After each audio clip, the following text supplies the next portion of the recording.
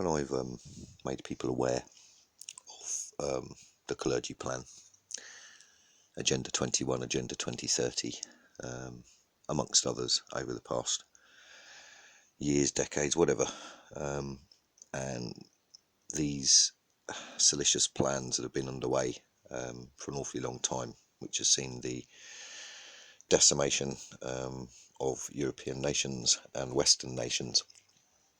A lot of people obviously don't see the effects up front, close and personal immediately. There's no kind of cause and effect that they can see becomes apparent. So it's not like somebody comes up and slaps them around the face, or takes £5 out of their pocket and then goes and puts it to a cause that they don't want to know about. It's all done by sleight of hand.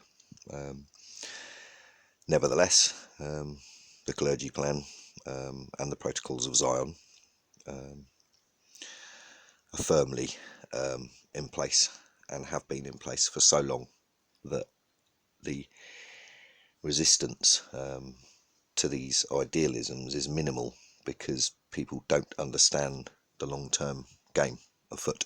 It's not a short-term game, as many of you listening will know. It's a very long-term game. The definition of genocide is being witnessed in Europe at the moment, and if anybody would question that, then I suggest you look up the definition of genocide to understand that it's not by bombs or bullets. Sometimes it's not even by famine or by hunger. Eugenics can be a form of genocide. Transhumanism can be a form of genocide. And when you combine eugenics and transhumanism with plans hatched so meticulously as the clergy plan and the protocols, you end up with a group of nations that are living under psychological torture. And what's happening, what we're seeing now, especially across Europe in different nations, is a classic military torture tactic, a classic psychological military torture tactic. And again, you can look this up for yourself.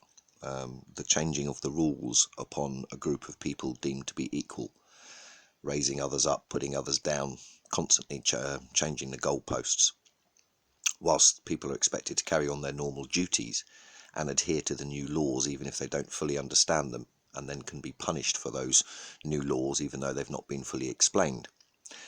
That's actual military psychological torture. It's part of how you undermine a nation. So, bearing that in mind, I'm going to read you the actual definition in the modern time of torture. And it is very interesting because it highlights exactly where we're at as we approach this week, which I'm sure for America is going to be a hell of a week, and for the rest of the world watching, we might have some jaw-dropping moments occurring over the next 7 to 10 days.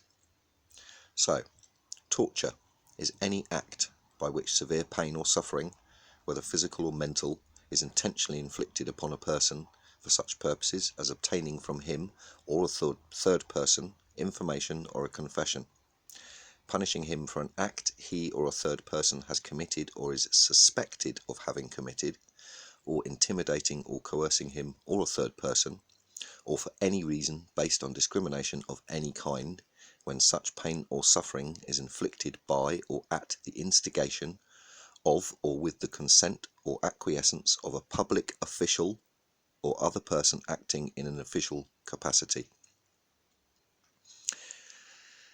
This is very interesting. The optional protocol, the optional protocol to such convention, OPCAT 2006, is an important addition to the United Nations Convention.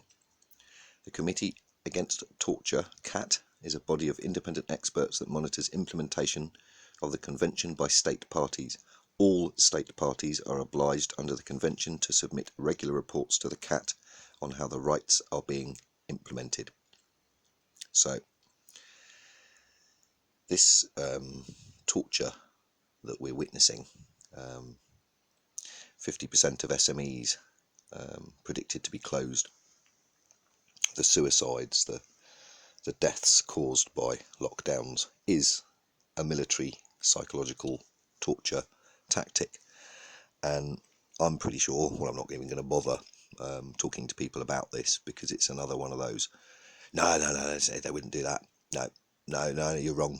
No, you're wrong. And it's like, okay, well, how else can you explain the current circumstances that people seem to be living under and slipping into daily?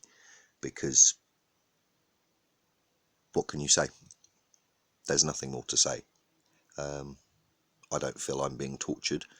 It's torturous watching people's businesses fail, kids losing their freedoms, futures. It's torturous from that point of view. But I'm sure that there'll become a point when it tortures me. And that day, I think, will come for everybody, and we don't know when it is. Cheers.